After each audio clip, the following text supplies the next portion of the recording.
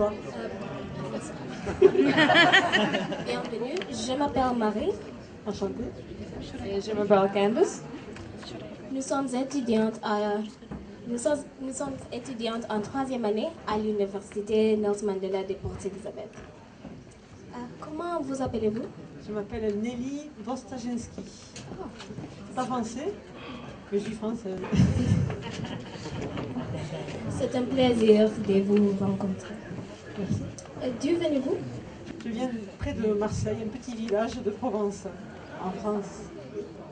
Quelle est votre profession? Je suis psychologue. C'est très intéressant. Qu'est-ce qui vous a inspiré pour faire l'Ironman? Une amie qui en fait depuis plus de 25 ans.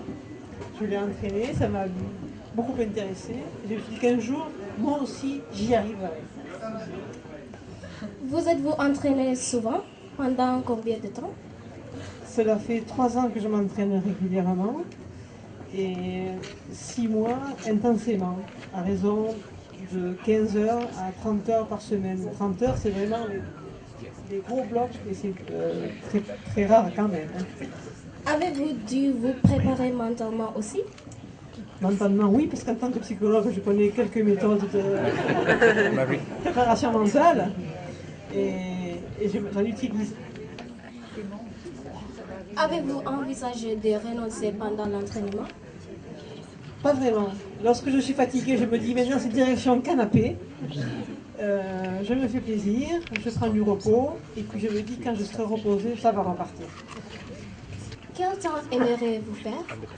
J'aimerais faire 12 heures.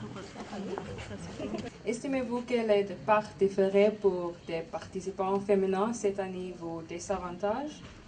Non, moi j'apprécie beaucoup le fait que les féminines puissent partir en dehors de la cohorte de cette grosse vague de nageurs qui, à chaque fois on est perdu, on se prend des coups, c'est assez déprimant.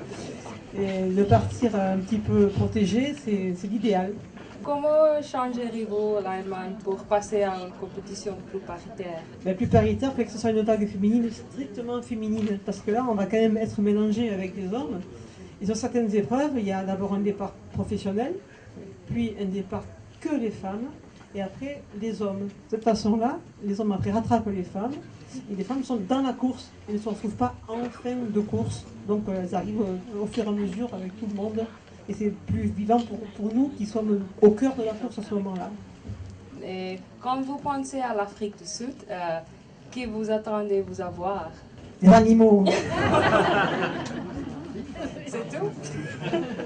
Les animaux, et après il y a aussi tout l'aspect politique, l'apartheid. L'apartheid c'est un vieux souvenir pour vous maintenant, et on a très envie de voir un pays arc-en-ciel, de liberté, d'égalité, on rêve de ça pour vous. Après cet Ironman, à quelles autres courses aimeriez-vous participer? Là, on va rentrer un petit peu en France, il y a les championnats de France, et j'espère me qualifier pour Hawaï. Merci de nous avoir accordé du temps et bonne chance pour la course. Merci, et bonne chance pour vous.